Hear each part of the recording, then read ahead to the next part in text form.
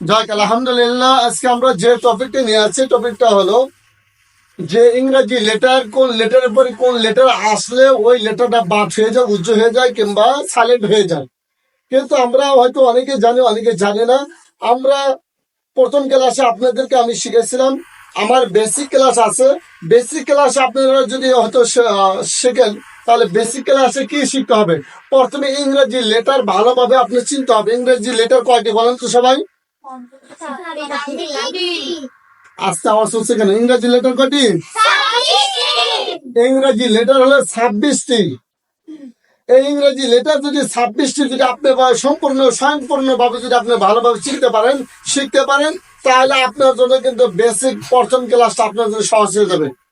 দ্বিতীয় number basic class হলো আপনাদের ইংরেজি লেটারে বাংলা বর্ণ কি হয়।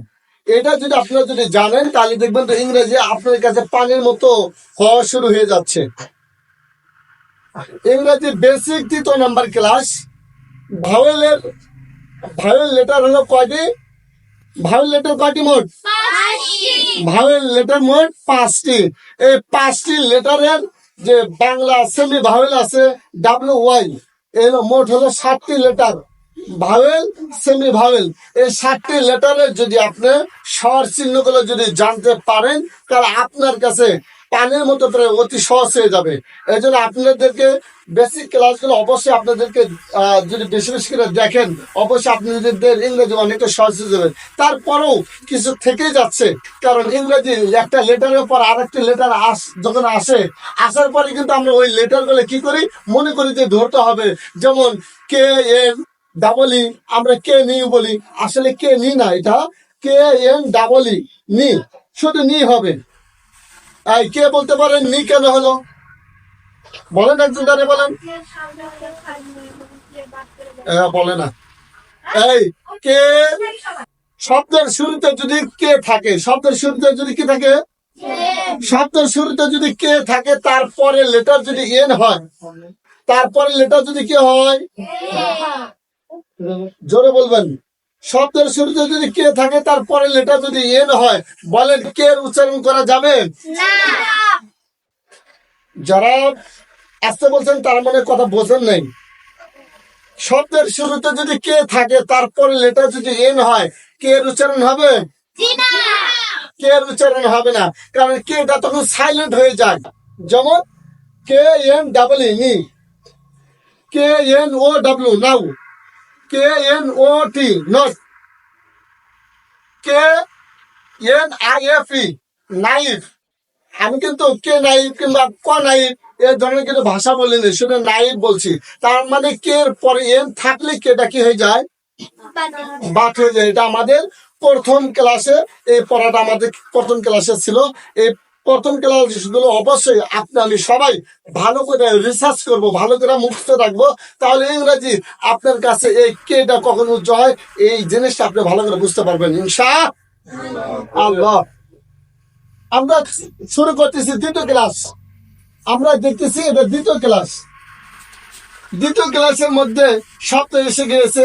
কোন শব্দের শেষে যদি KFM থাকে, কোন শব্দের শেষে যদি KFM থাকে, তার আগের লেটার যদি এল হয়, তাহলে আমরা জানতে পারলাম কোন শব্দের শেষে যদি KMF থাকে, তার আগের লেটার যদি এল হয়, তার আগের লেটার যদি কি হয়, তখন এল সাইলেন্ট হয়ে যায়।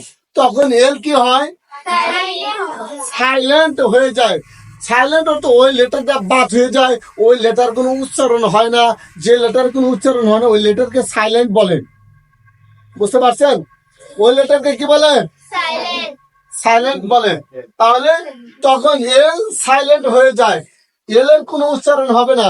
যথা কিংবা যেমন আমরা দেখতেছি এখানে লেখা আছে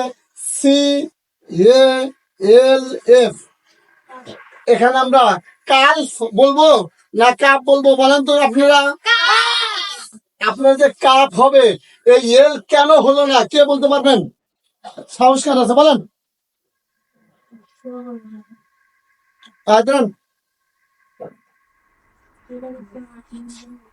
বলেন তো, এই যে CALF, কাল্ফ, এই কেন কাল বলবো না কাপ বলবো, কি জন্য বলবো, কি জন্য এল বাদ যায়?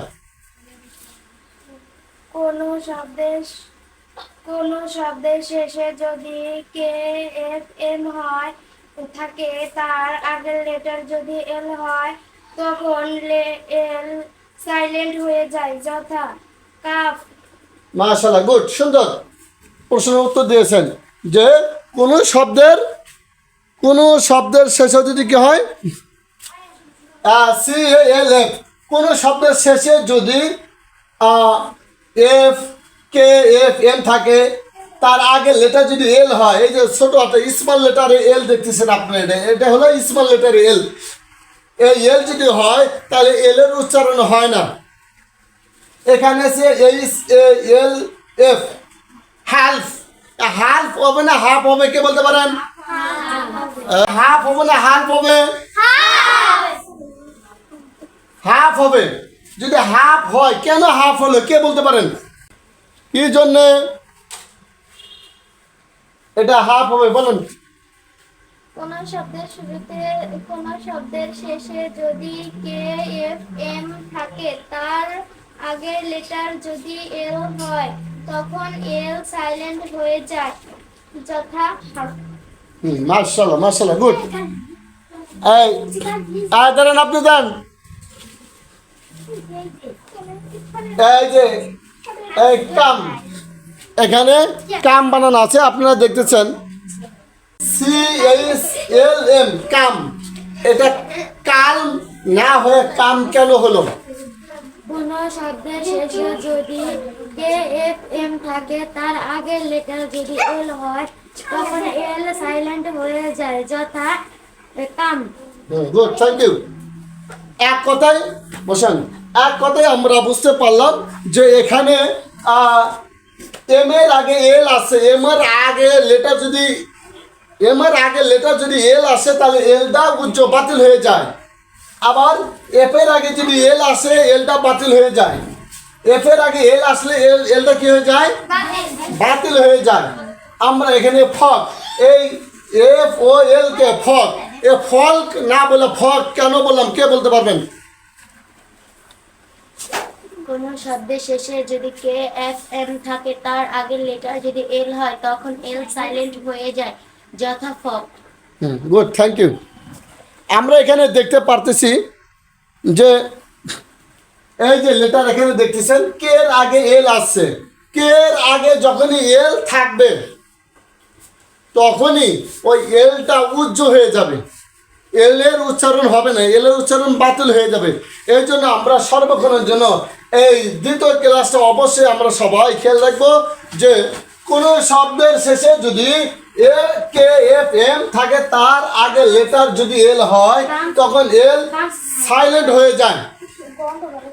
কাপ, হাফ, কাম, ফক, এইরকম অসংখ্য লেটার বইয়ের মধ্যে অসংখ্য লেটার লুকানো আছে।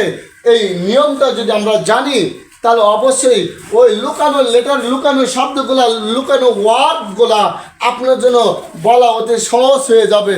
এই জন্য আপনারা সুন্দর করে এই নিয়মটা, দ্বিতীয় নাম্বার ক্লাসটা বেশি বেশি করে দেখবেন। দেখলে আপনি এল কখন উজ্জ হয়, এল কখন বাতিল হয়ে যায়, এই ক্লাসটা আপনারা শিখতে পারবেন ইনশাআল্লাহ। তৃতীয় ক্লাসে এর থেকে আরও আকর্ষণীয় ক্লাস আসতেছে, এর থেকে আরও আকর্ষণীয় ভালো ক্লাস আসতেছে। অবশ্যই তৃতীয় ক্লাসে অবশ্যই আপনারা দেখবেন। আর প্রথম ক্লাসে অবশ্যই আপনারা ভালোভাবে লক্ষ্য রাখবেন যে কেন কে বাতিল হয়ে গিয়েছে, কে কেন বাতিল হয়ে গেছে। প্রথম ক্লাসে যদি আপনারা দেখেন, ওই প্রথম ক্লাসে আপনারা বুঝতে পারবেন কে কখন বাতিল হয়। আর এইগুলো বিষয়ে বিস্তারিত জানার জন্য এই ভিডিওটি দেখতে থাকবেন। আর এই পরবর্তী ভিডিও পাওয়ার জন্য এই চ্যানেলটি অবশ্যই সাবস্ক্রাইব করবেন আর বেল বাটন অবশ্যই অল করে রাখবেন। লাইক কমেন্ট করতে অবশ্যই ভুলবেন না। আর দুর্বল ছাত্রদের জন্য এই ভিডিওটি বেশি বেশি করে শেয়ার করবেন, কারণ অনেকে আছে মাস্টার্স পাস করেছে, IIB, হ্যাঁ, লেখাপড়া শেষ করেছে, তারপরে ইংরেজি তারা একবারে দুর্বল।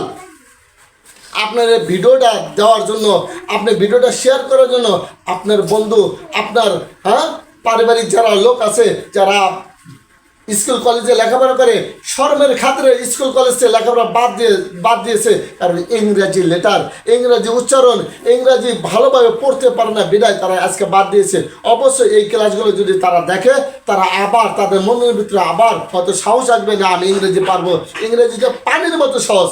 ইনশাআল্লাহ এই ক্লাসগুলো অবশ্যই দেখবো। আল্লাহ রাব্বুল আলামিন দেখার মতো সবাইকে তৌফিক দান করুন। আল্লাহুম্মা আমিন।